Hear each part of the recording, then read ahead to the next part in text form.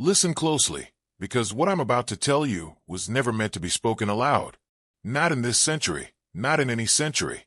It begins with an auction block in 1863. Timber soaked with sweat, blood, and the kind of secrets that rot through generations. And as you hear this, understand something. History doesn't hide its monsters, men do. They bury them beneath paperwork, beneath polite language, beneath the lies that become tradition. But some truths fight their way back to the surface, clawing upward through time like a hand breaking through soil. This is one of them.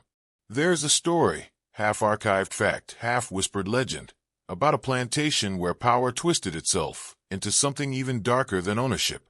A place where the master's bloodline and the enslaved weren't separated by morality, only by hypocrisy. And yet the tale that survived wasn't about the master at all, but about his daughter, and the man she was raised to believe was beneath her. A man who had been stripped of everything but endurance. A man whose very existence was a reminder that power corrupts more completely than chains ever could. They say she walked onto that auction block already carrying a life inside her, and that the crowd did not gasp in horror, but in fascination.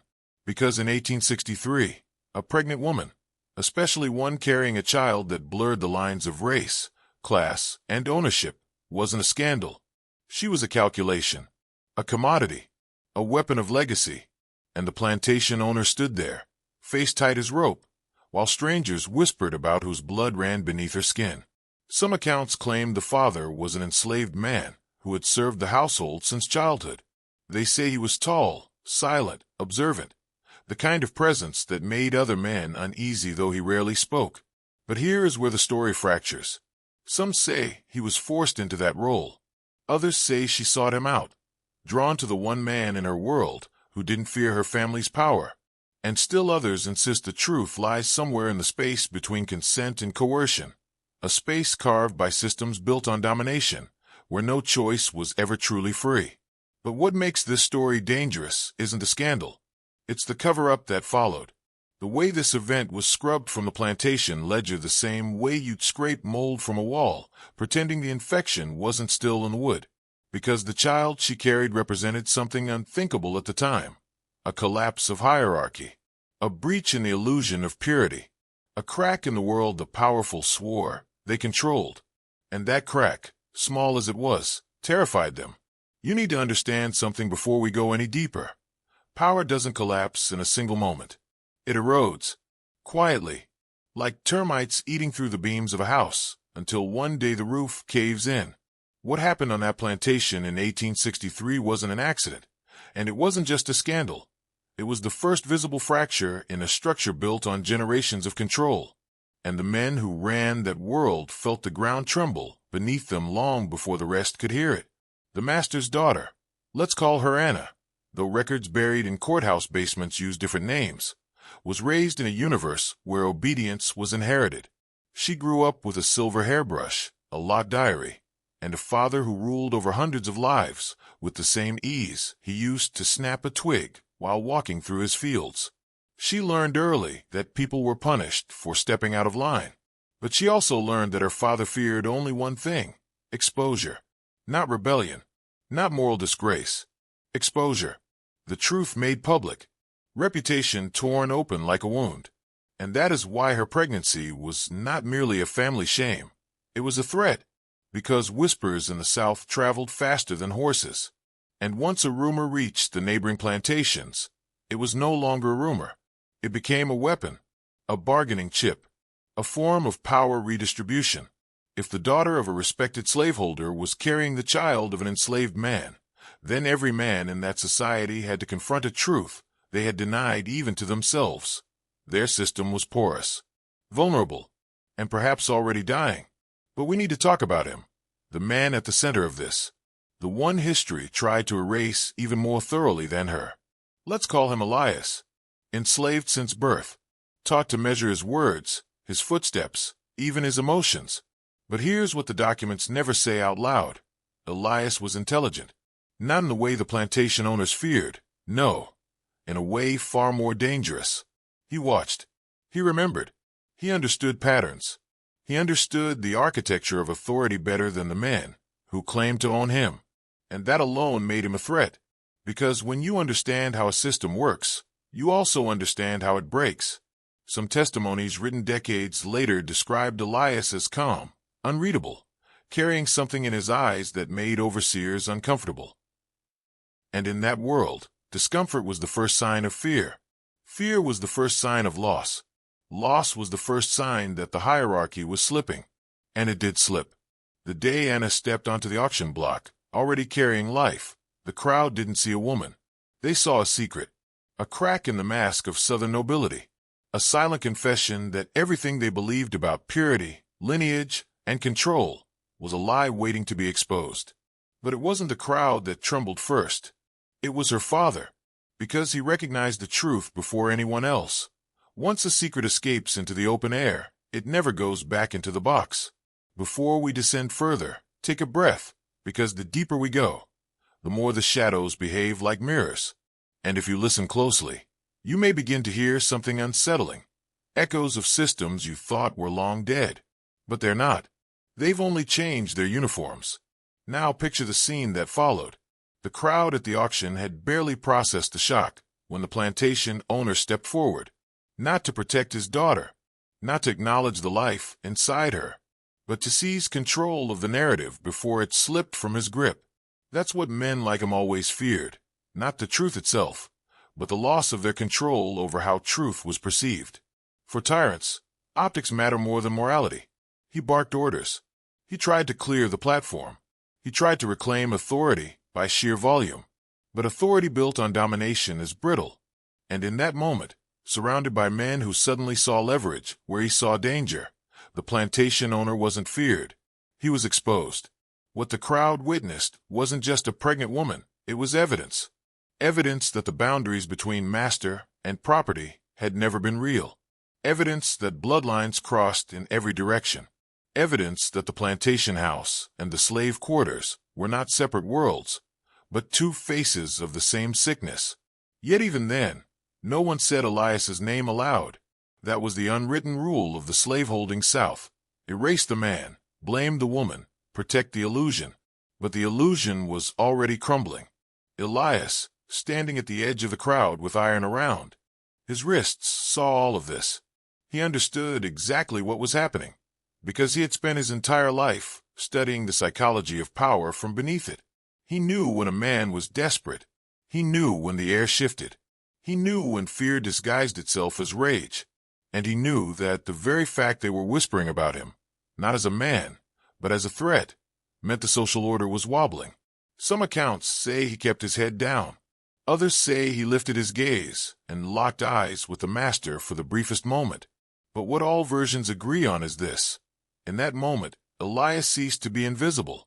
Not because he did anything, but because the lie that kept him hidden could no longer sustain itself. The master saw it. The crowd saw it. Even Anna, trembling but upright on the auction block, sensed the shift. For the first time in her life, she felt the weight of the world her father had built, and how quickly it could collapse. Because once a secret becomes public, it doesn't just live. It grows. Something changed after that day. Subtle enough for the untrained eye to miss, but unmistakable to anyone who knew how to read human tension. Plantations weren't built on wood and cotton. They were built on a fragile choreography of fear. And once that rhythm faltered, once even one participant moved out of step, the entire performance began to unravel. That's what the master felt when he looked at his daughter on the auction block. That's what the overseers sensed when they watched Elias from the corner of their eyes. And that's what the enslaved recognized in the sudden, uneasy quiet that settled over the land like a storm cloud. Whispers began where whispers always do. The quarters. Nights grew longer, conversation sharper. People didn't discuss rebellion, not overtly. They weren't foolish. But they spoke about the meaning behind what had happened. The master's daughter pregnant by an enslaved man. It was more than scandal. It was proof. Proof that the masters could not separate themselves from the people they claimed to own. Proof that blood ignored the boundaries men tried to force upon it. Proof that the hierarchy, the law, the whole towering architecture of slavery, was a facade held together by trembling hands. But the danger wasn't in the whispers, it was in the observations. Because Elias stayed silent. He didn't boast, didn't explain. didn't defend himself.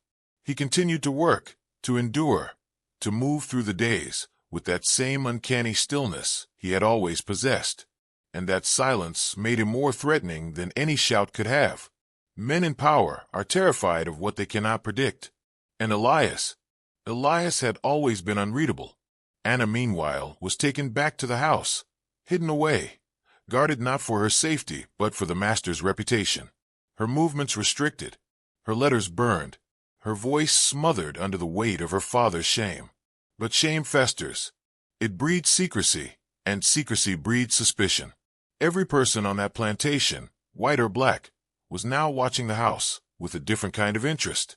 The air was charged, unstable, electric, and the master, he began to crumble from the inside.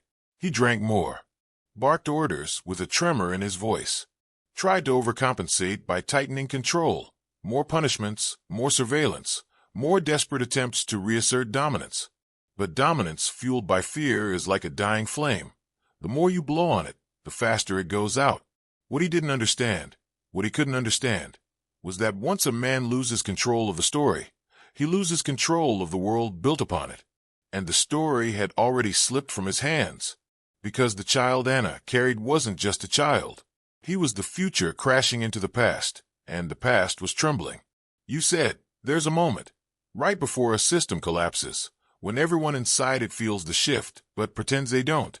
A kind of collective denial, the final instinct of a dying hierarchy. That's the atmosphere that settled over the plantation in the weeks after the auction block incident. No one spoke of it openly, yet everyone felt the tension crawling under their skin like a fever. The master sensed it most of all. His authority, once unquestioned, now flickered like a lantern running out of oil. But here's the truth men like him never face willingly. Authority is not a birthright. It's a performance. And the moment people stop believing in the performance, the curtain falls. The overseers were the first to shift. Not boldly. Hesitation is the language of men who fear losing their privilege, but enough that the master noticed. They hesitated before carrying out his orders. They exchanged glances when he spoke. They muttered behind closed doors, trying to gauge how much damage had actually been done, because they understood something the master refused to admit. If the plantation's social order was compromised, their power dissolved with it. And the enslaved? They felt the tremors differently. For them, hope was a dangerous thing, sharp enough to cut, fragile enough to vanish in an instant. But still it spread, quietly, carefully. Not hope for freedom, not yet, but hope that the world wasn't as solid as the master wanted them to believe. Hope that somewhere in the cracks, possibility was forming. Elias walked through these shifting currents like a man carrying stormlight in his chest. He said nothing, but he didn't have to. His very existence had become a challenge to the system. It wasn't the pregnancy alone. It was the implication behind it. The suggestion that no matter how tightly the master tried to grip the world, life found its own path. Blood carried its own truth. And Elias's silence became a kind of gravity. People were drawn to it, looking for answers, direction, meaning. But Elias gave none. Because he wasn't trying to be a symbol. He was trying to survive. Meanwhile, Anna lived in a state between confinement and confession. She wasn't allowed outside. Her father refused to look her in the eyes. Her mother avoided her entirely, as if proximity to the truth might stain her as well. And the house that had once been her sanctuary transformed into a cage built of shame and unspoken terror. At night, she could hear the arguments downstairs, the master's voice cracking under pressure, the mother's voice trembling with fear, the servants whispering through the walls. And yet, despite the suffocation, she held on to something her father couldn't comprehend, clarity. Because in the silence of that house, she began to see her world for what it truly was. Not a kingdom, but a prison. Not lineage, but illusion. Not purity, but corruption wrapped in velvet. And in that clarity, something awakened in her. Not rebellion, not defiance, but a quiet, immovable understanding. A system this rotten doesn't collapse from the outside. It collapses from the moment someone inside stops believing in it. Now pay attention, because here's where most people stop seeing the truth. History is rarely taught as it happened. It is taught as the powerful want you to believe it happened. And this story, the one we are unraveling, was deliberately buried behind euphemisms, census numbers, and the polite lies printed in dusty books. But what you are about to hear is the machinery behind the curtains, the hidden forces that dictated every move, every choice, every breath on that plantation. The master's control was never just physical. It was psychological. The auction block, the overseers, the punishments, they were tools designed to crush minds before bodies. And yet, when faced with a crack in his empire, when confronted with the undeniable truth that his daughter carried life intertwined with the lineage he had deemed inferior, his mind began to falter, because power cannot survive when it is exposed to its own fragility. And that is precisely the opening Elias had been waiting for. Elias didn't act openly. There was no dramatic escape, no single confrontation. His rebellion was subtler. Every glance, every measured word, every calculated pause became a lever in the machinery of control. And while the master fumed over appearances, Elias was rewriting the rules under the surface. People who had once believed they had no voice now whispered in corners. People who had once been invisible were noticed. And in that invisible network, a silent revolution began. Anna, trapped in the house, became a vessel of understanding she couldn't fully name. She noticed patterns. The way the guards hesitated. The way servants exchanged glances when she entered a room. The way her father's authority cracked when confronted with subtle truths. She understood something her father never would. Fear could no longer hold sway when the mind awakens. And the mind was awakening all around her. But here's the dangerous part. Those who awaken first always become the target. The master, sensing the erosion of his control, began tightening rules. He instituted stricter surveillance, harsher punishments, more meticulous record-keeping. But the more he tried to contain the situation, the more it slipped from his grasp. Because power, when it is artificial, cannot be strengthened by fear. It can only be weakened further by it. And so, the plantation became a paradox, a place of rigid rules and growing instability. Every whisper, every hesitation, every unspoken acknowledgement of Elias's presence was a crack in the facade. And in those cracks, the machinery of domination was beginning to fail. Understand this, because it matters. History does not remember the machinery. It remembers the men who wrote the reports. But the truth, the terrifying, destabilizing truth, was lived by those whose names were erased, whose lives were counted as property, whose resistance existed in the shadows. This is the moment the system began to tremble. And from this trembling, everything that followed would take shape. Here's a truth that most will never grasp. Oppression is not sustained by brute force alone. It is sustained by narrative, by the stories that are told, and the stories that are silenced. On that plantation, the master believed that control over words meant control over reality. But reality has a stubborn habit of leaking, of creeping through cracks in silence. And Elias understood that better than anyone. He moved through the shadows like a ghost who knew exactly which strings to pull, which gazes to meet, which silences to maintain. The auction block incident had become a pivot, unseen by outsiders, but monumental to those who lived it. The daughter, Anna, was both a weapon and a warning. Her presence reminded everyone that the hierarchy they clung to was neither natural nor unbreakable. It was a construction, a delicate facade held together by fear, indoctrination, and tradition. And when one piece of that facade is exposed, the entire structure quivers. Elias had learned to read men the way some read maps. He understood that the master's anger was performative, that the overseer's loyalty was transactional, that the enslaved, though outwardly compliant, carried the embers of resistance in the quietest corners of their minds. He didn't need to speak for those embers to ignite. They simply required acknowledgement, a nod that said, "I see you. You are not invisible." Anna, too, began to see. Confined to the house, she witnessed the subtle fractures in the people around her. The way the cook's eyes lingered a second too long on the ledger.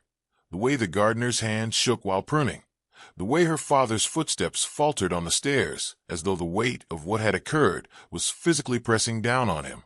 And in that observation, she felt a strange, terrifying sense of clarity. The world she had been raised to inhabit was not stable, not sacred.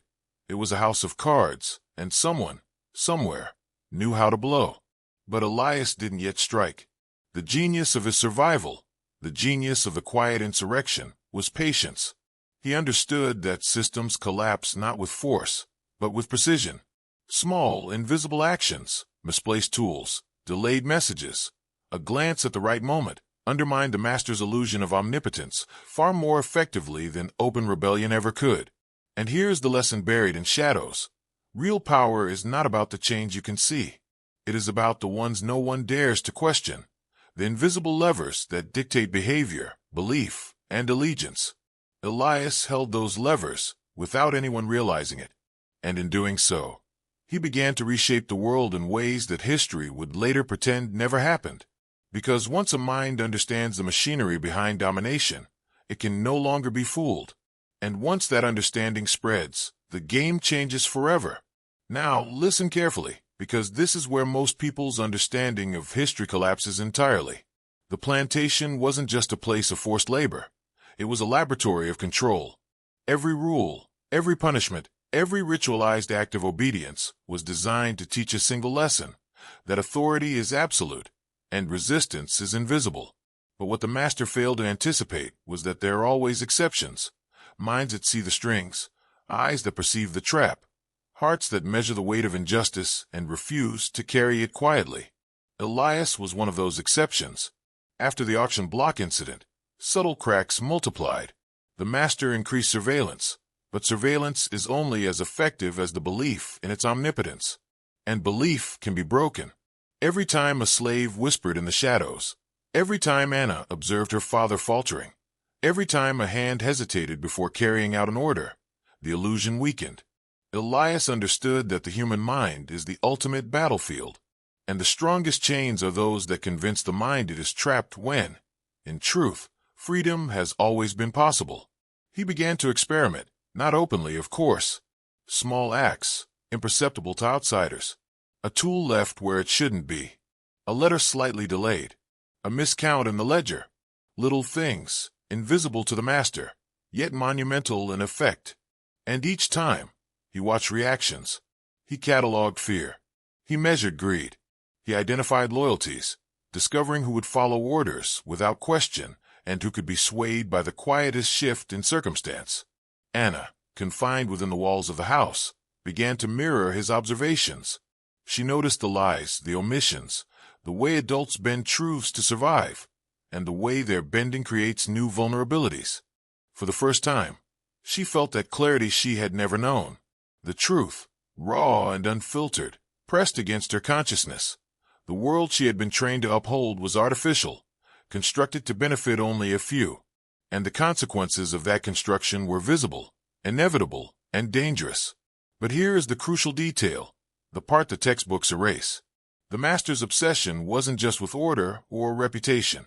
It was with the illusion of inevitability. He believed that the hierarchy was eternal, as unchangeable as the sun rising.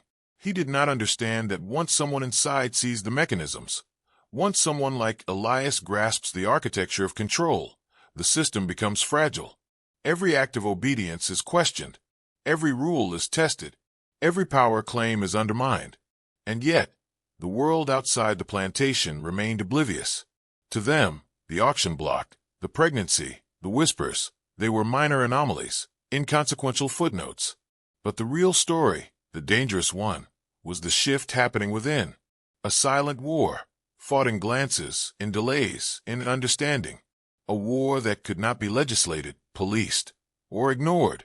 Elias had begun to bend the machinery of oppression without anyone recognizing it. And when a man can do that, when he can manipulate the invisible threads of fear, control, and perception, he has already won. This is where the story turns darker, and where most historians stop short, because the truth is too destabilizing to comfortably record. The auction block incident was not an isolated horror. It was a signal flare, a warning, a catalyst. What followed was a network of psychological control so intricate, so ruthless, that it could have been drawn by a general in a war room. Only the battlefield was human consciousness, and the soldiers were enslaved people, women, children, overseers, and even the master himself. Elias became the silent observer, the archivist of fear, the keeper of invisible maps. He knew that the most effective revolutions begin with subtlety, with understanding the architecture of compliance before striking. He watched as the master imposed rules, believing that outward order equaled real power. But real power, Elias knew, exists in the mind. It exists in what people believe they cannot do, in what they are afraid to question, in the illusions that keep the oppressed obedient and the oppressors blind. Anna began to sense the fragility around her. Each glance her father avoided, each miscalculated punishment, each whispered conversation she overheard built a map in her mind, a blueprint of power, corruption, and fear. She realized something horrifying. The machinery of control was omnipresent, but it was also brittle. It only survived because people believed it could not fail. Once belief wavered, everything crumbled from within. The enslaved began to test the cracks. Small acts, nearly invisible to the master, started to ripple through the plantation. Tools disappeared. Work slowed. Whispered warnings moved from mouth to mouth. These were not acts of open rebellion, but the seeds of systemic disruption. And Elias's quiet guidance, his presence alone, amplified them. Because when someone understands the rules of the game more thoroughly than those enforcing it, even silence becomes strategy. Meanwhile, the master's daughter existed in a liminal space between victim and witness. Her child, growing unseen within her, was a living testament to the failure of control. And the master, obsessed with appearances, failed to see the most important truth. Appearances are irrelevant when the foundation itself is rotting. Here's the most dangerous knowledge few dare to speak aloud. Oppression is strongest when it appears absolute. But absolute power is always a facade. Every empire built on fear carries within it the seed of collapse. And every secret, no matter how carefully buried, carries the potential to unravel the illusion entirely. The plantation was no longer merely a site of labor. It had become a laboratory of psychological warfare, a battlefield of unseen levers, a place where perception was the ultimate weapon. And in that battlefield, the strongest forces were not fists or chains, but observation, patience, and the unshakable awareness of truth. Now, pay close attention, because this is where history's lies start to fracture. The plantation, as brutal as it was not an anomaly. It was a microcosm of a much larger system, a network of control, deceit, and hidden agendas that stretched far beyond the fields and quarters. The auction block was a stage, but the machinery behind it was everywhere. Laws, social codes, property records, and even religion were turned into instruments of domination. And Elias, the silent observer, had begun to see the full architecture of this machinery. He realized that oppression is not just physical.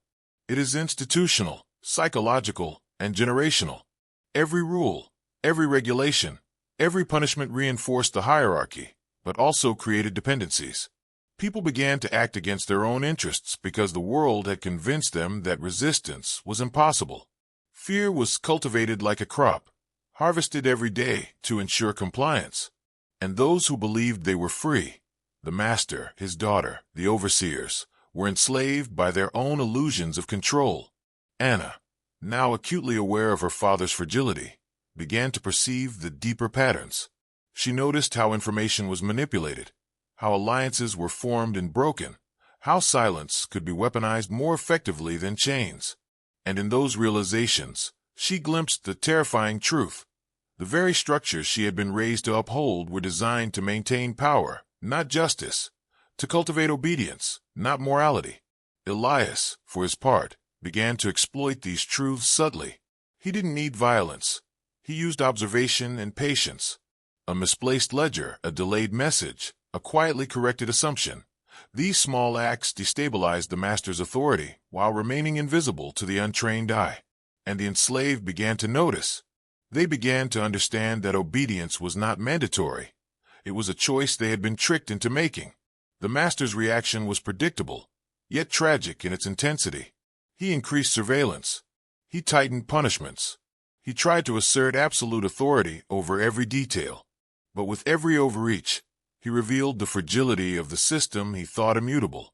Because when fear is used as a tool of control, desperation is the inevitable counterforce. And in desperation, even the most submissive can find cracks through which freedom might slip. Here is a truth few ever speak aloud. Real control is never absolute. Power is a fragile equation of perception, belief, and coercion. And when someone like Elias understands the full equation, when he sees the invisible levers of dominance and manipulation, he is no longer merely a participant. He becomes a force capable of rewriting the system from within, even without raising a hand. And this is the lesson the master could never learn.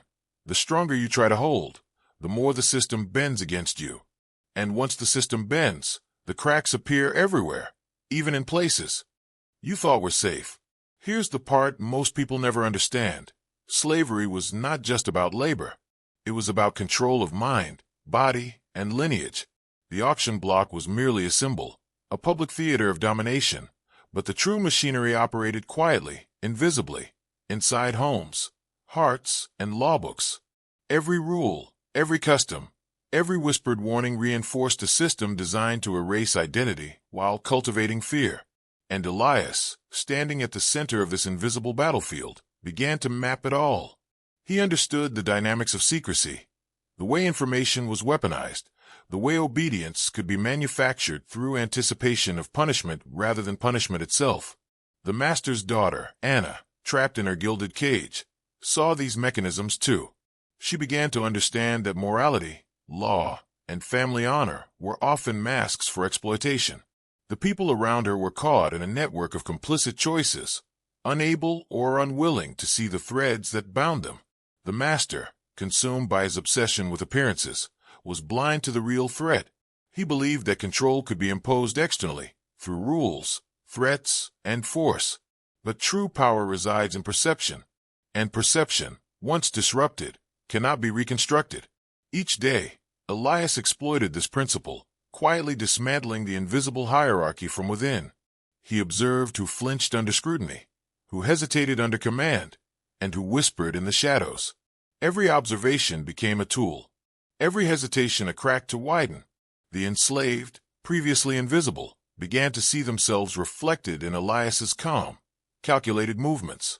They recognized the possibility of influence, of subtle disruption, of survival without surrender. And in that recognition, a form of quiet power began to circulate, a dangerous knowledge that history would later pretend never existed, because knowledge of the machinery, once understood, cannot be contained. Anna, now pregnant, became a living symbol of what the master most feared, the collapse of his carefully curated hierarchy. Her child embodied the imperfection, the unpredictability, the uncontrolled reality that undermined every assumption of authority he had ever made. And yet he doubled down, unaware that every act of control only amplified the instability he sought to suppress. This is the lesson hidden in the shadows. Systems based on domination are fragile precisely because they rely on the willing suspension of disbelief. When someone sees the gears behind the illusion, when someone recognizes the strings being pulled, the hierarchy becomes vulnerable. Elias understood this. Anna glimpsed it, and the plantation, once a fortress of control, was now a theater of potential collapse. And here is the dangerous part. What you are hearing is not merely history. It is a blueprint, a demonstration of how systems bend when the invisible levers of perception are mastered. And once you understand those levers, you can never unsee them. Now we enter the part of the story that most textbooks erase. The machinery behind the facade, the unseen architecture of fear and control that shaped every interaction on that plantation. What happened on the auction block was visible. What followed, invisible, was far more dangerous. Elias understood it immediately. He saw that the true power lay not in chains, whips, or orders, but in the minds of those around him. The way authority is internalized, the way obedience becomes instinct, the way guilt and shame can be weaponized more efficiently than any lash. Anna, confined in the house, began to witness this machinery firsthand. She saw her father manipulate servants not only through punishment, but through carefully crafted perception. She saw overseers bend to his will, not because of loyalty, but because they feared the invisible eyes of society. And she realized something terrifying. The system did not operate solely through visible force. It operated through expectation, through indoctrination, through the quiet terror that anyone who strayed from the narrative could vanish without a trace. Elias, meanwhile, became both observer and subtle disruptor. Every movement he made was measured. Every glance was calculated. Every silence carried weight. He never raised a fist, yet he influenced outcomes more profoundly than any overseer's whip. He knew the true architecture of domination. Those at the top rely on belief in their own invincibility. Remove that belief, and the foundation cracks. And the cracks began to appear, small, nearly imperceptible, but undeniable to those who knew where to look. The enslaved began to communicate in ways the master could not detect. Whispers, gestures, patterns of work and delay, all invisible channels of resistance. Elias's presence amplified their understanding of the system. He became a catalyst for knowledge they had been forbidden to hold. Knowledge that power is neither absolute nor permanent, that the carefully constructed hierarchy was vulnerable to insight, observation, and patience. And Anna, in her confinement, began to grasp a truth far more dangerous than her own precarious position. She realized that morality, propriety, and law were tools of manipulation, not instruments of justice. That fear was cultivated to ensure obedience. That every ritualized display of control, every order, every punishment, every public performance, was a lesson in submission. And that lesson, once recognized, could be inverted. This is the forbidden knowledge most will never confront. The machinery of control thrives on the assumption that it is unobserved, unquestioned, untouchable. But the moment someone understands it, truly understands it, the illusion unravels. Elias understood it. Anna glimpsed it. And the master only saw shadows, tremors, and whispers, unable to comprehend that his empire had already begun to fail from within. Here is where the story becomes truly perilous. The kind of truth that rattles the foundation of everything you thought you knew. The plantation was not merely a collection of fields, buildings, and people. It was a nexus of hidden agendas, secret transactions, and systemic corruption that spanned generations. Every action taken by the master, by the overseers, and by even the seemingly powerless was part of a web, invisible to outsiders, designed to protect wealth, bloodlines, and illusions of control. And in the center of that web stood Elias, silent, calculating, watching as the threads strained against their own tension. Anna, forced to inhabit the house as both prisoner and observer, began to perceive the breadth of the system. She noticed the financial ledgers that concealed debts and favors, the way land ownership and inheritance were manipulated to consolidate power, the letters exchanged with other plantation owners, coded in formal politeness, but brimming with threats and silent alliances. Every aspect of life, every word written, every glance exchanged, had a purpose: to maintain dominance while disguising vulnerability. The master, obsessed with control, failed to see the layers beneath his authority. He believed the hierarchy was absolute because he had built it with visible force. But authority is most fragile when its dependency on compliance is invisible. Elias understood this. He saw how fear, shame, and silence could be leveraged into influence. He knew that the smallest crack in belief, one hesitation, one whispered acknowledgement, could set off a chain reaction that no whip could correct. The enslaved, though outwardly compliant, began to recognize patterns. They noted the inconsistencies, the lies, the discrepancies in punishment and reward. And they learned, slowly, that obedience was a negotiated fiction, not a mandate of nature. Each observation, each silent agreement, each covert act of resistance became a small rebellion, a step toward reclaiming agency in a world designed to erase it. Anna's child, growing unseen, was now a symbol of everything the master feared: unpredictability, imperfection, and the failure of his meticulously constructed world. And while he tried to maintain order through threats and surveillance, Elias continued to bend the invisible levers, showing the enslaved how the system could be manipulated from within. This is the truth hidden in the margins of history. Power is never absolute. Systems, no matter how brutal or entrenched, can be undone by knowledge, patience, and subtle observation. And when someone understands the machinery that drives oppression, the hidden agendas, the suppressed truths, the networks of fear, he or she becomes unstoppable, not through brute force, but through the quiet mastery of influence. From this point forward, the plantation would no longer be the same. The cracks that had begun to appear were widening. The illusion of control was eroding, And the next moves, silent and deliberate, would push everyone involved closer to the edge of revelation and collapse. The most dangerous truths are the ones no one wants to see, the ones that operate in silence, beneath layers of custom, ritual, and expectation. On that plantation, the machinery of control extended far beyond whips and chains. It was psychological, insidious, woven into every interaction, every glance, every whispered command. Fear had become the common language, obedience the currency, and silence the most valued tool. Elias understood this better than anyone, and he moved within it like a shadow, invisible yet profoundly present.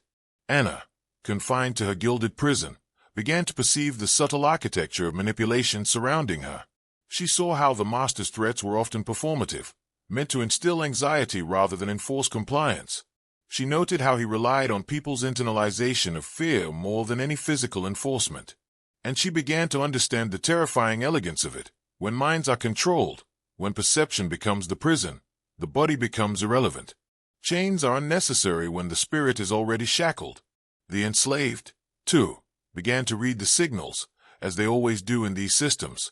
Small deviations from routine, tiny acts of subversion, or even a quiet refusal to meet an overseer's gaze began to ripple through the plantation. Elias's presence was catalytic. Without overt leadership, he demonstrated the invisible mechanics of power, the unspoken rules, the channels of influence, the precise points where leverage could be applied. And in observing him, others learned the system could be navigated, exploited, perhaps even undermined. But the master could not see it. He continued to believe that visibility equaled control, that dominance could be asserted through presence, volume, and brutality. And with every miscalculation, every overreach, the system weakened further. Every command ignored, every hesitation noted, every small rebellion, no matter how invisible, became a fracture in his authority. And Anna's child, still unseen by most, represented a force the master could neither control nor predict. The child was a living symbol of instability, a tangible reminder that no hierarchy, no matter how carefully constructed, is immune to the chaos inherent in life.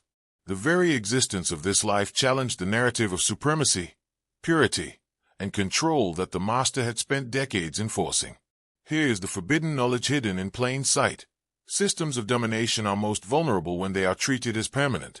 The moment someone within comprehends the architecture of control, understands its hidden levers and invisible dependencies, the illusion begins to unravel. Elias had become that comprehension, Anna had glimpsed it, and the master was powerless to stop it. And so, the plantation, once a fortress of fear, had become a theater of subtle warfare, where observation, patience, and knowledge were the deadliest weapons, and where the next revelation would shatter the illusion entirely. The plantation's world was a web of shadows, and every shadow carried a lesson. Elias moved through it with precision, mapping fear, hierarchy, and influence. He understood that brute force was temporary, visible, and easy to counter. Subtlety was enduring, invisible, and deadly. Every glance, every hesitation, every whispered observation became ammunition against the system. He was not a hero in any legend. He was a student of power, a tactician of survival, a master of invisible levers. Anna, now aware of her confinement as both a cage and a classroom, saw the invisible threads connecting everyone around her. She realized that obedience was not natural, it was engineered. Loyalty was transactional, fear currency. And every member of the household, from the master to the youngest servant, participated in the illusion, either consciously or unconsciously. She could see the manipulation, the hidden strategies, the hierarchy upheld through terror, shame, and secrecy. And the clarity terrified her. The enslaved were learning too, not in grand gestures, but in micro-movements. A delayed task here, a silent glance there. Small disruptions that, when aggregated, demonstrated the fragility of authority. Elias taught them without teaching. He demonstrated without speaking. Influence, they began to understand, does not always require words or overt rebellion. Observation, patience, timing, these are tools sharper than any blade. Meanwhile, the master clung desperately to his illusion of absolute control. He imposed stricter surveillance, harsher punishments, and more invasive oversight. But each act of desperation revealed weakness. Every shout, every overreaction, Every misstep betrayed the anxiety he could not admit. Systems built on fear appear strong only until someone recognizes the truth. Fear is a weapon the oppressed can understand and exploit. Anna's unborn child became the axis around which all these dynamics revolved. It was a living contradiction to the hierarchy, a symbol of chaos invading an ordered world. Its existence forced everyone, even those who had convinced themselves of moral righteousness, to reckon with instability. And in that reckoning, Elias's quiet strategy gained momentum. Here is the truth most will never confront. You do not need to overthrow a system with violence to destroy it. You dismantle it by understanding its structure, exploiting its hidden weaknesses, and teaching others to see what they were never meant to perceive. Elias had done exactly that, and the master, blinded by tradition and fear, could do nothing but watch. The stage was set. The players, knowingly or not, were moving along the lines of invisible warfare. And from this point forward, every action, every choice, every observation would push the system closer to collapse. Elias understood a principle few have ever grasped. The greatest power is invisible, silent, and anticipatory. Force can be seen, counted, and contained. Fear can be measured, resisted, or manipulated. But knowledge, true comprehension of the machinery of control, is untouchable. It operates in shadows, moves through minds, and spreads like an infection before the dominant can even recognize it. And he used it with precision. Every hesitation in the overseer's gait, every flinch in the master's gaze, every whispered observation among the enslaved became data, raw material for subversion. Anna, confined and observing, internalized this lesson. She realized that her father's dominance was not inherent, but manufactured. That every scream, every threat, every public display of power was a performance, maintained by fear and perception. And she understood that those perceptions could be redirected, reshaped, undermined. This awareness became her armor, her silent rebellion. The child growing inside her became not just a life, but a signal of disruption, a symbol of how fragile the illusion of control truly was. The enslaved, often invisible to the master, began to grasp the logic of subversion. They learned that overt resistance was suicidal, but quiet manipulation was possible. One look, one delay, one subtle correction of the master's assumptions could create shifts that no amount of punishment could undo. Elias demonstrated this continuously. He showed them how the very systems designed to crush them could be tamed into instruments of leverage. The master, meanwhile, grew frantic. He increased patrols. He demanded reports. He scrutinized everything and everyone, failing to see that control built on fear alone is always brittle. The more he tried to assert authority, the more it revealed his own vulnerabilities. And the cracks, once subtle, began to widen. Those who had been silent witnesses were now seeing the architecture of dominance in full, realizing how manipulable it was, and what that meant for their survival. Anna, Elias, and the enslaved were no longer merely participants in the plantation system. They were now analysts of its weakness. Every reaction, every order, every suppressed conversation became a lesson in how to bend power without being seen. And with every observation, the illusion of permanence unraveled further. History often hides these moments because they are inconvenient. They reveal that systems are not immutable. They reveal that domination is fragile, that fear can be inverted, and that knowledge is the ultimate weapon. The auction block was only the beginning. What followed, the quiet manipulation, the unseen resistance, the shifting of loyalties, was far more consequential. The plantation was no longer merely a place of labor or punishment. It had become a battlefield of minds, a laboratory of psychological control, and the next moves would determine the survival of both the oppressed and the oppressors. The real terror lies not in chains or whips, but in the invisible mechanisms that sustain them. Elias understood that better than anyone. Every custom, every law, every social expectation had a purpose, to enforce obedience by embedding it within the mind. People did not obey out of fear alone. They obeyed because the system had convinced them they had no choice. The master believed his authority was absolute because no one had yet fully grasped the design of his world. But Elias had. An observation alone gave him power greater than any weapon. Anna, confined and growing more away each day, began to internalize this truth. She understood that visibility is not the same as control. Just because the master could see actions does not mean he understood their meaning, the intent behind them, or their potential to subvert. Every movement in the house, every hesitation among the staff, every subtle coordination among the enslaved was a thread in a tapestry the master could not perceive. She realized that she, too, could become part of that invisible force, quietly shaping outcomes without confrontation. The enslaved, guided silently by Elias's example, began to exploit the system in ways imperceptible to the master. A missed task here, a miscount there, a whispered signal in the fields, small, almost invisible acts of disruption that collectively began to destabilize the perceived authority. And all of it relied on one principle: understanding the levers of power without being seen. The master, frantic and unaware, intensified his efforts to maintain control. But each new rule, each new punishment, each intrusive observation only widened the cracks. Control built on fear is brittle. Control built on ignorance is invisible to its own vulnerabilities. And Elias, Anna, and the enslaved knew precisely where those vulnerabilities lay. This is the forbidden knowledge. You do not overthrow a system by force alone. You undermine it by seeing its invisible dependencies, by understanding the architecture of fear, and by exploiting the human assumptions that sustain it. And the plantation, for all its size and brutality, had become a laboratory for exactly this lesson. History would erase most of it. Books would tell sanitized versions of obedience, compliance, and lineage. But the truth, dangerous, destabilizing, transformative, survived in the minds of those who had seen, understood, and acted within the invisible framework of power. The cracks had begun to widen in ways no one could ignore. The master's authority, once unquestioned, became performative, brittle, and erratic.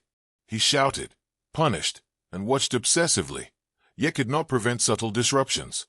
Every misstep became amplified, every hesitation a potential chain reaction. Elias understood that timing was everything. Subtlety, patience, and observation were his instruments, and he wielded them with surgical precision. Anna, now fully aware of the fragility of her father's control, began to observe patterns herself. Every conversation, every movement, every glance became data. She realized that fear had limits and that the human mind, once awakened to the mechanics of dominance, could not be contained.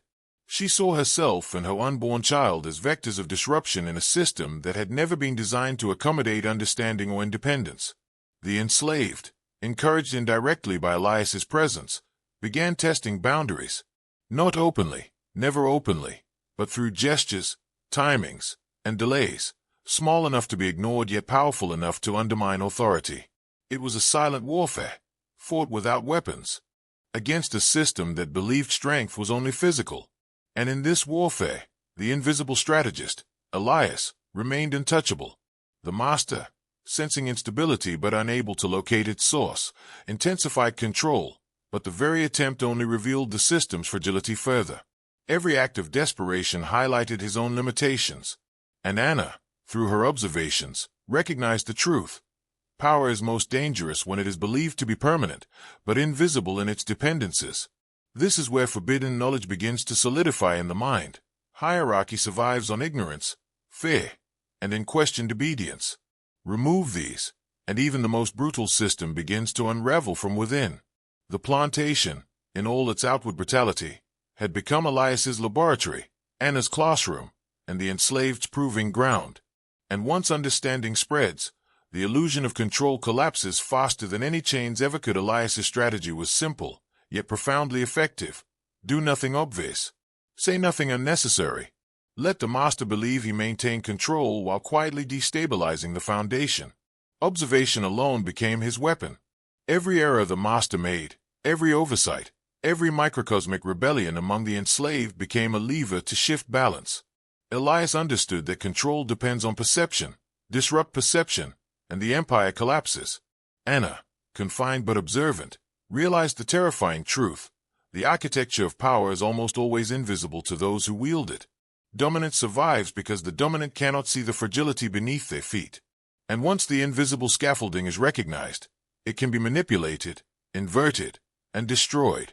Her child, growing in secret, symbolized unpredictability, chaos, and the inevitable failure of imposed hierarchies. The enslaved began communicating through subtle signals, exploiting the weaknesses of the system without ever challenging it openly. And each subtle act, amplified by Elias's guidance, reminded everyone that power is not in the hands of those who shout, but in the hands of those who understand the machinery behind the shouting. The master, blinded by tradition and obsession with appearances, could not see the fractures forming under his feet. His desperation only widened them, and the plantation, once a model of fear, obedience, and absolute control, became a theater where knowledge, observation, and patience were the deadliest weapons. Here is the truth history often hides: the invisible strategy, the mastery of perception, the understanding of systemic fragility. These are more dangerous than any rebellion fought with arms. And the next phase, the next revelation, would cement that principle in ways that would reverberate for generations. The plantation was no longer a static entity. It had become a dynamic system, vibrating with tension, observation, and unspoken strategies. Elias understood that the visible hierarchy, the master, the overseers, the rules, was only the surface. The real power lay in the invisible structures, the fears people carried, the assumptions they could not question, the loyalty enforced through social pressure and internalized terror. And in this hidden world, Elias moved like a conductor, orchestrating a silent symphony of destabilization. Anna, trapped in her gilded prison, began to internalize the rhythms of this invisible warfare. Every gesture, every glance, every hesitation became part of a larger pattern she could perceive, but the master could not. She realized the terrifying beauty of it. Domination only survives when those being dominated believe in its inevitability. Awareness alone is a weapon. And as her child grew within her, she understood that life itself could become an instrument of disruption, a living contradiction to authority. The enslaved, observing Elias, began testing boundaries in subtle ways. A misplacement here, a delay there, a carefully timed act of defiance invisible to the overseers. These small, almost imperceptible acts undermined the perception of control more effectively than any open rebellion. Elias taught, not by instruction, but by example. Every silent act of manipulation was a lesson in power unseen, a proof that systems depend on the unawareness of their participants. The master's desperation intensified. He imposed stricter rules, demanded constant reports, and scrutinized the smallest deviations. But with each attempt to reinforce control, he revealed the fragility of the hierarchy. Fear is effective only when unbroken. Intimidation is effective only when absolute. And every time the master overreached, he created leverage for the very people he sought to dominate. This is the hidden truth few dare to confront. True power does not reside in those who appear dominant. It resides in the minds of those who understand the architecture of influence. Elias possessed that knowledge. Anna glimpsed it. The enslaved sensed it. And the master, despite all his efforts, was powerless against it. Here is the principle you must understand. When perception is manipulated, when knowledge spreads, when invisible levers are mastered, no system can endure. The plantation, once a fortress of fear and obedience, had become a theater where invisible strategy determined outcomes more than any visible authority. And the next moves, subtle yet deliberate, would irrevocably reshape who held power and who simply believed they did. By now, the plantation was a living paradox, outwardly rigid, yet internally fracturing. The master's authority appeared absolute, but the truth was undeniable. The threads holding it together were stretched thin. Elias understood that fragility is most dangerous when it is invisible. The more the master tried to assert control, the more the cracks widened. Every order, every punishment, every threat, and every oversight compounded the instability. Anna, observing quietly, became a silent strategist in her own right. She recognized patterns of fear, obedience, and perception. She saw the predictable ways the master would respond to disruptions and understood how small, invisible manipulations could destabilize him further. Her child, growing within her, symbolized a living breach in the hierarchy, a contradiction that undermined the illusion of permanence. The enslaved began to communicate in coded gestures, timing, and silence. Each microaction became a lever against authority. Elias demonstrated, without speaking, how observation, patience, and subtle intervention could bend a system from within. The machinery of control, once believed unassailable, was revealed to be responsive to manipulation. Awareness had become a weapon. The master, consumed by the need to preserve appearances, could not see the most fundamental truth, that dominance built on fear is inherently unstable. Every act of enforcement, intended to reinforce power, only illuminated the gaps. And in those gaps, the enslaved and Elias moved freely, quietly shaping outcomes. Without challenge, without exposure. Here lies the dangerous knowledge. Systems that appear absolute are often held together by belief, habit, and fear. Remove or manipulate these invisible supports, and collapse is inevitable. Elias understood this. Anna recognized it. And the master, blinded by tradition and hubris, remained ignorant until the moment it was too late. The plantation was no longer a place of mere labor. It had become a laboratory of psychological warfare, a battlefield of perception and invisible strategy. And what followed would demonstrate just how far subtle observation and forbidden knowledge could reach.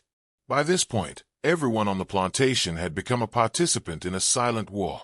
The master, unaware, tried to maintain order with visibility, force, and surveillance. But Elias and Anna, guided by understanding of invisible structures, had begun to reshape outcomes in ways the master could neither see nor anticipate. Each hesitation, each misplacement, each microact of subversion accumulated into a force the master could not calculate. The enslaved, inspired by observation and subtle modeling, began to recognize that power is not always enforced through violence. They realized that systems rely on perception, that obedience can be undermined quietly, that fear can be reversed into influence. Elias's mastery of these invisible levers transformed compliance into opportunity, subtle acts into systemic disruption. Anna's awareness grew with each passing day. She observed her father's patterns, the predictable ways in which authority faltered, and understood how knowledge itself could become a tool of liberation. Her unborn child, hidden from the world, was more than life. It was a symbol, a proof that hierarchy is vulnerable to unpredictability, that control is never absolute. The master's desperation became self-defeating. Every punitive measure, every order enforced, every attempt to suppress the cracks only revealed them further. He could see disruption but could not perceive its source. And in that inability, Elias, Anna, and the enslaved exercised the most dangerous power of all, the knowledge of how systems fail when understood from within. History rarely records these moments. The textbooks speak of obedience, lineage, and hierarchy. But the true lessons, how perception shapes power, how knowledge destabilizes oppression, how patience and observation can bend even the most brutal system, are rarely told. And yet, these were the forces that would determine the ultimate outcome on the plantation.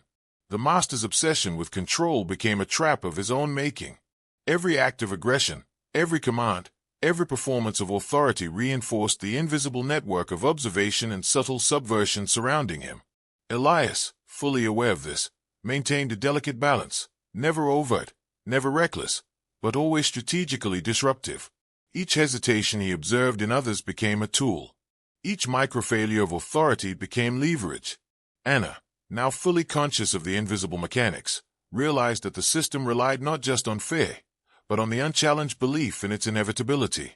That belief was eroding with every unnoticed misstep. The enslaved, guided by the tacit demonstration of Elias's intelligence and patience, began to operate with quiet coordination. Their compliance was selective, their obedience tactical. The master, meanwhile, became more frantic, believing that visible action equaled control. But he failed to grasp the invisible structures at play. He could punish bodies, but he could not punish understanding. He could enforce labor, but he could not erase perception. And in that perception, Elias and Anna wielded power far greater than chains or whips could ever provide. Here lies the ultimate forbidden knowledge. Mastery over systems is achieved not through force, but through comprehension. To see the architecture of control is to hold the levers of destiny in your mind. Elias demonstrated it. Anna perceived it. And the master remained helpless, blinded by the illusion of permanence and his own fear. The plantation, once a place of domination and oppression, had become a laboratory where knowledge, subtlety, and invisible strategy dictated outcomes. And in the shadows of its fields and holes, the slow unraveling of the old order continued, imperceptible yet unstoppable. The plantation had become a study in human behavior, a theater where perception outweighed power, and subtlety eclipsed violence. Elias moved like a ghost, invisible yet undeniably influential. Every hesitation of an overseer, every misstep of the master, every silent act of defiance among the enslaved became data, a blueprint of how the machinery of oppression could be turned against itself. He did not need to speak. His presence alone reshaped outcomes. Anna, observing the fragile structure of authority, began to recognize the patterns of psychological domination. The master relied not just on fear, but on ingrained obedience, on internalized rules, on the illusion that authority was inevitable. And in recognizing these structures, she gained a form of freedom he could never anticipate. Her child, hidden and growing, was a symbol of unpredictability, of resistance incarnate, a reminder that control is always contingent, never absolute. The enslaved, guided by the silent example of Elias, began exploiting these invisible levers. A misplaced tool, a delayed message, a strategic glance, all acts small enough to escape notice, yet powerful enough to erode the master's perceived omnipotence. Compliance had become tactical, obedience a calculated choice rather than an imposed reality. The master, in desperation, increased scrutiny, punished ruthlessly, and demanded obedience through intimidation. But each overreach, each act of desperation, further exposed the fragility of his empire. Fear can maintain control only as long as it is believed in. Once perception shifts, once knowledge spreads, even the most rigid hierarchies crumble from within. This is the forbidden truth rarely acknowledged. True power is invisible, subtle, and psychological. It operates through understanding human behavior, through observation, patience, and mastery of perception. Elias embodied it. Anna glimpsed it. And the master, blinded by appearances, could not counter it. The plantation, once a fortress of domination, had become a laboratory of silent subversion. The invisible forces at play, knowledge, perception, subtle disruption, would decide who truly held power. And in that invisible struggle, the course of lives, lineage, and history itself was quietly, irrevocably shifting. At this point, the entire system teetered on the edge of collapse. The master's authority, outwardly imposing, had become performative, brittle, and reactive. Every punishment administered, every order shouted, every inspection conducted was less a demonstration of power than a testament to fear of its loss. Elias observed this with clinical precision.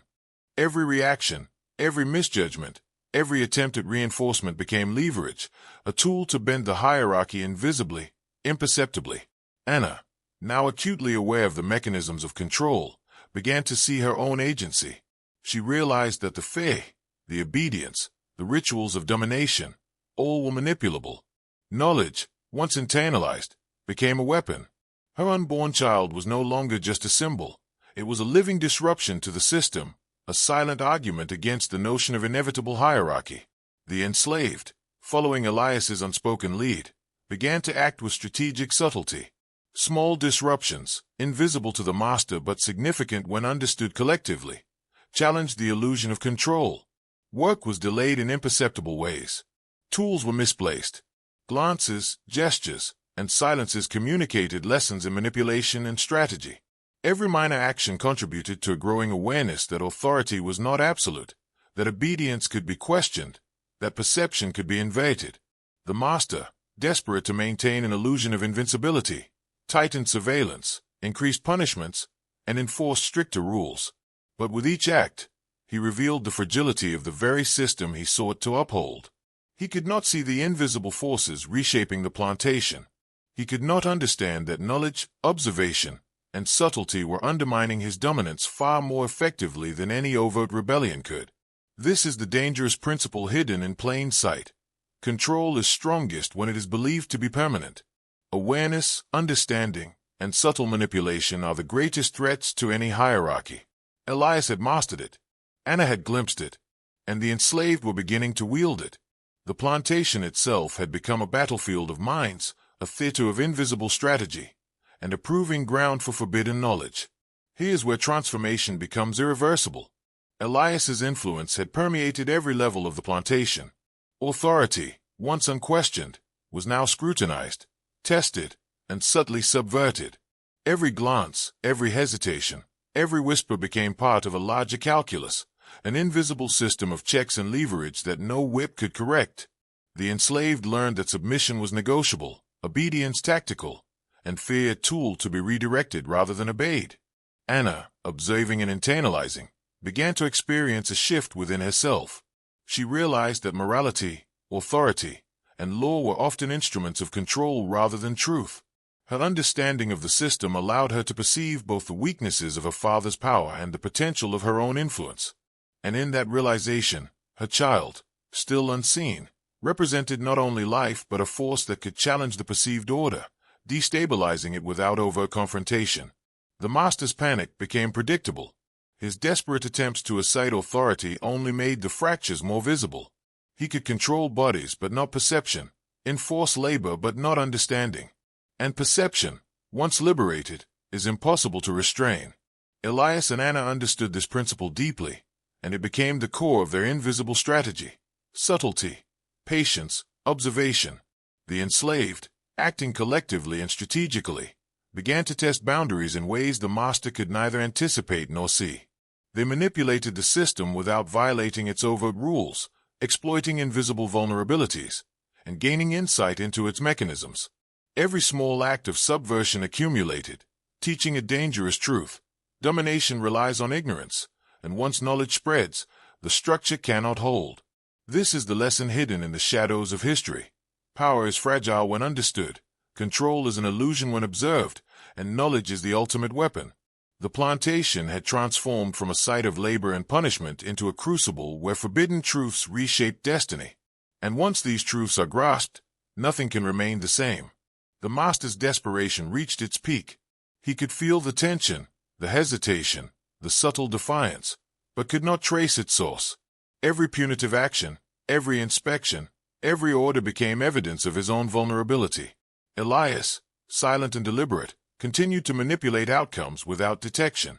Each movement, each silence, each observation subtly shifted power away from the apparent authority and toward the unseen manipulators, the enslaved, Anna, and himself. Anna, now fully aware of her agency, understood that perception shapes reality. Her child, growing inside her, embodied unpredictability, disruption, and the collapse of the carefully maintained hierarchy. She realized that the true power on the plantation did not reside in the master, the whips, or the rules. It resided in understanding, strategy, and knowledge. And with that understanding, she became a participant in the invisible war that Elias had orchestrated. The enslaved, having learned to exploit the invisible levers of control, acted in concert without ever meeting openly. A misplaced tool, a delayed task, a strategic glance, all invisible acts compounded to destabilize authority. Observation, patience, and knowledge became their instruments of power. This is the dangerous principle often omitted from history. Systems crumble not because of overt rebellion, but because of insight and strategy applied subtly. Elias, Anna, and the enslaved demonstrated this truth daily. The plantation, outwardly intact, was internally fractured beyond repair. And the master, blinded by tradition, fear, and obsession with appearances, could do nothing to stop it. The invisible struggle reached its critical point. Elias had created a network of awareness that no one could fully see, yet everyone participated in. Every hesitation of an overseer, every subtle resistance of the enslaved, every calculated glance from Anna contributed to a slowly unraveling system. The master's authority, once absolute, had become a fragile performance, maintained by fear alone, while the real power had quietly shifted. Anna's perception of the system allowed her to act in alignment with Elias's strategy without direct communication. She understood the critical points where influence could be applied, the vulnerabilities in authority, and the ways perception could be leveraged to shift power.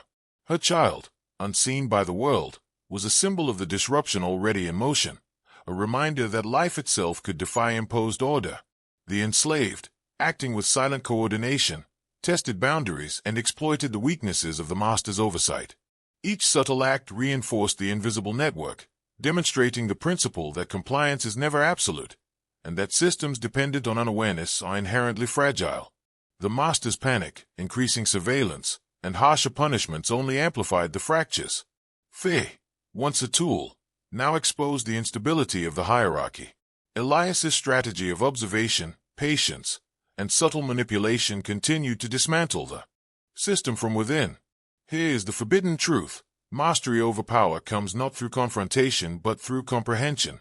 To see the hidden levers, to understand the invisible architecture of control, is to hold a weapon stronger than any blade. And at this point, the plantation had become a testament to that principle, a world where knowledge, perception, and patience dictated reality. By now, the plantation was unrecognizable from the inside, though to outsiders it appeared unchanged. The master's authority was performative, brittle, and reactive. The enslaved had learned to manipulate the invisible levers of control, observing without being observed, acting without detection. Elias's presence ensured that every subtle action reinforced the slow erosion of the hierarchy. Anna, fully aware of her influence and the symbolic power of her child, acted as a participant in this invisible system. Every glance, every hesitation, every silent acknowledgement was a lesson in strategy, perception, and forbidden knowledge. The child she carried embodied chaos within order, unpredictability within control, a living reminder that no system survives intact when its architecture is understood. The master, frantic and blind, could only react, never anticipate. His desperation revealed the fragility of authority.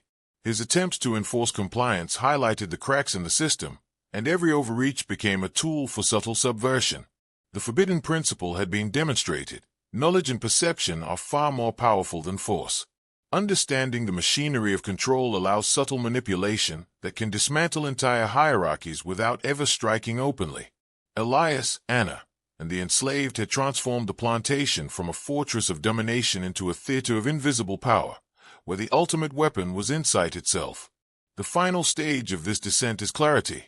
Once forbidden knowledge is grasped, nothing is ever the same.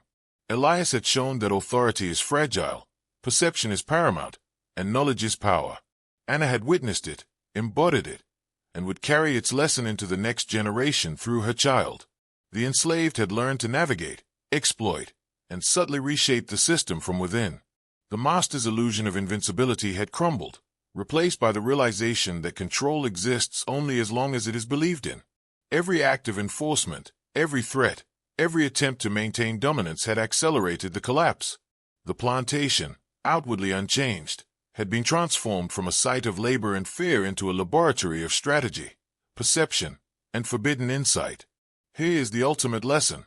Systems built on ignorance, fear, and compliance are always vulnerable to awareness, observation, and patient, subtle action. Power is never absolute. It is contingent upon perception. Knowledge is the deadliest weapon, and once wielded, it reshapes reality. Elias had wielded it. Anna had understood it. The enslaved had felt it. And history, though it may erase their names, cannot erase the truth they embodied. Mastery over power begins in the mind, spreads through subtlety, and becomes irreversible once insight is fully realized. The auction block was only the beginning. The true revolution had always been in the unseen, in the quiet, in the minds of those who refused to be controlled. And from that darkness, a forbidden clarity emerged, one that would echo across generations, forever altering the understanding of authority, obedience, and freedom.